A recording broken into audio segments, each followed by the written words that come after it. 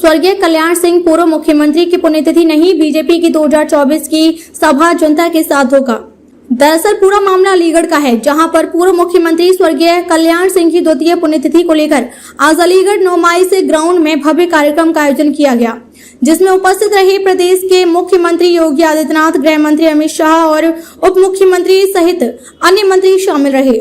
उसी को लेकर आज समाजवादी पार्टी के कार्यकर्ताओं के विरोध प्रदर्शन करते हुए अलीगढ़ 9 मई ग्राउंड में हो रहे प्रोग्राम में शामिल होने जा रहे समाजवादी पार्टी कार्यकर्ताओं को पुलिस के द्वारा ऊपरकोट कोतवाली पर ही रोक लिया गया।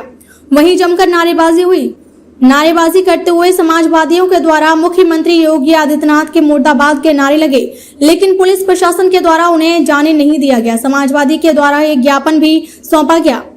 समाजवादी पार्टी के पदाधिकारी के द्वारा जानकारी देते हुए बताया गया कि यह तानाशाही सरकार है, जो कि हमें रास्ते में ही अरेस्ट कर लिया गया, लेकिन हमने जनता की समस्याओं को लेकर मुख्यमंत्री को एक ज्ञापन देने के लिए जाने का प्रयास किया गया तो हमें पुलिस के द्वारा रोक लिया गया। उन्होंने कहा कि हम एक अपने प्रदेश के मुख्यमंत्री से भी नहीं मिल सकते क्या? वह सिर्फ भाजपा के ही मुख्यमंत्री हैं। हमें इस तरीके से अरेस्ट करने से क्या लगता है? हम एक अपराधी हैं जिस तरीके से हमें पुलिस के द्वारा रवैया अपनाया गया है। उन्होंने यह भी कहा कि यह भविष्य में पहली बार हुआ है कि एक प्रोग्राम के लिए सरकारी छुट्टी की गई है। ऐसा कभी नहीं होना चाहिए। यह लोकतंत्र की हत्या है। प्रोग्राम को कामयाब करने के लिए लोकतंत्र की हत्या कर जिस तरीके से स्कूल की सरकारी छुट्टी की गई है वो गलत है। यह गलत है, ऐसा कभी नहीं हुआ। यह जनता के साथ धोखा हुआ है। यह प्रोग्राम पूर्व मुख्यमंत्री स्वर्गीय कल्याण सिंह की पुण्यतिथि नहीं, बीजेपी की 2024 को लेकर जनसभा थी। उनके तो नाम का उपयोग किया गया है। इसका जवाब 2024 में समाजवादी देगी। हमने कोई विरोध प्रदर्शन नहीं करा। हम तो केवल अपने प्रदेश के मुख्यमंत्री को अपनी पीड़ा बताने के लिए जा रहे थे, क्योंकि प्रदेश के मुख्यमंत्री हैं। हम लोग अलीगढ़ वासी बहुत ज़्यादा पीड़ित हैं, चाहे वो स्मार्ट सिटी के नाम पे लूट खसोट हो अधिकारियों की, चाहे जल भराव हो या कोई और समस्या हो। तो क्या हम अपने मुख्यमंत्री को ज्ञापन भी नहीं दे सकते? क्या हम अपने माननीय की श्रद्धांजलि सभा में भी नहीं जा सकते? मैं आपके माध्यम से इतना पूछना चाहता हूं कि क्या माननीय योगी आदित्यनाथ जी केवल भाजपा के ही मुख्यमंत्री हैं या आम जन के भी हैं? अगर आम जन के हैं तो हमें क्यों रोका गया? क्यों तानाशाही करी गई? क्या लगता है जिस तरह आपको रोका गया? उल्टा कर दी तानाशाही, सिर्फ 2 शब्द इनके लिए, इसके अलावा कुछ नहीं, क्योंकि इनके पास में कुछ है नहीं। अगर हम लोग वहां जाते, ज्ञापन देते, अपनी बात को रखते, तो जो 2024 की तैयारी करने के लिए आज यहाँ आए हुए हैं वो श्रद्धांजलि सभा में नहीं आए हैं, क्योंकि श्रद्धांजलि सभा अगर उनकी इस तरीके से मनाई जाती तो पिछली बार भी निकल गई है। पिछली बार क्यों नहीं मनाई गई?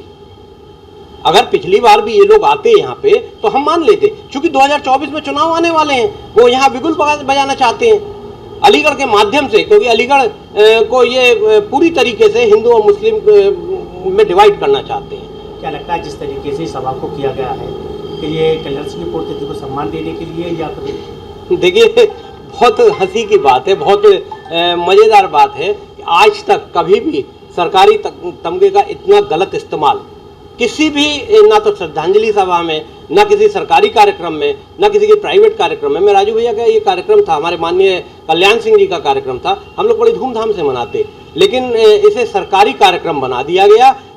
पूरे अलीगढ़ के पहली बार ऐसा हुआ है कि अध्यापकों की छुट्टी कर दी गई, सरकारी अधिकारियों की सबकी छुट्टी कर दी गई और वहाँ बुला लिया गया। हमने हमेशा अध्यापकों को अपना भगवान माना है।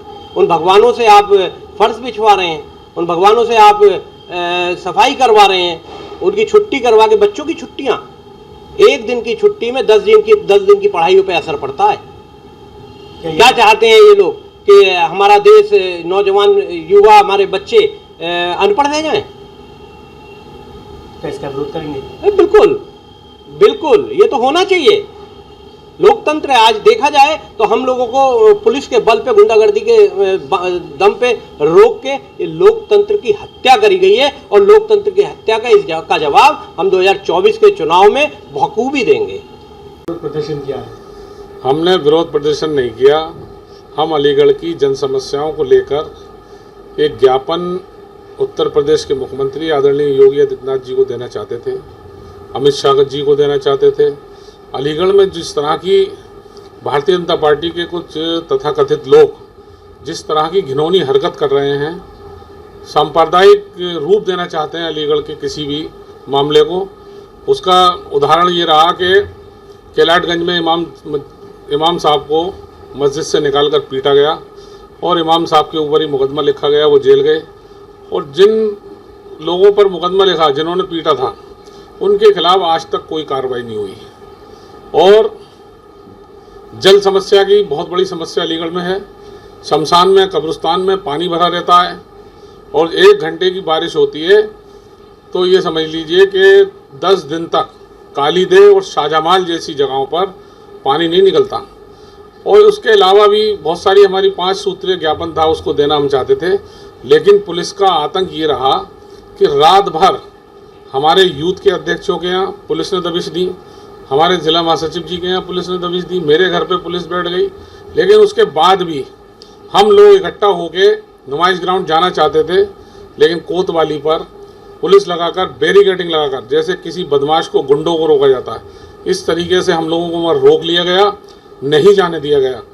उसके बाद एसीएम साहब को बुलाया गया, एसीएम साहब को हमने अपना ज्ञापन दिया, माननीय मुख्यमंत्री जी से मांग की है। जिस तरीके से आज योगी आदित्यनाथ और प्रदेश के गृह मंत्री जी आए हुए हैं केंद्र के, उसको लेकर क्या कहना चाहेंगे? ये बाबूजी कल्याण सिंह जी की पुण्यतिथि के मौके पर यह आयोजन किया गया है, लेकिन ये आयोजन अगर बाबूजी को सच्ची श्रद्धांजलि देना चाहते हैं तो अतरौली का नाम कल्याणपुर नगर रख दें। बाबूजी का मामला नहीं है, ये 2024 के चुनाव की बिगुल आज अलीगढ़ से इन्होंने फूका है और सांप्रदायिकता के आधार पर इन्होंने बिगुल फूकने जा रहे हैं ये। लेकिन समाजवादी पार्टी ऐसा नहीं होने देगी। इनके मंसूबों पर पानी फेरने का काम आदरणीय अखिलेश यादव जी करेंगे और समाजवादी पार्टी करेगी।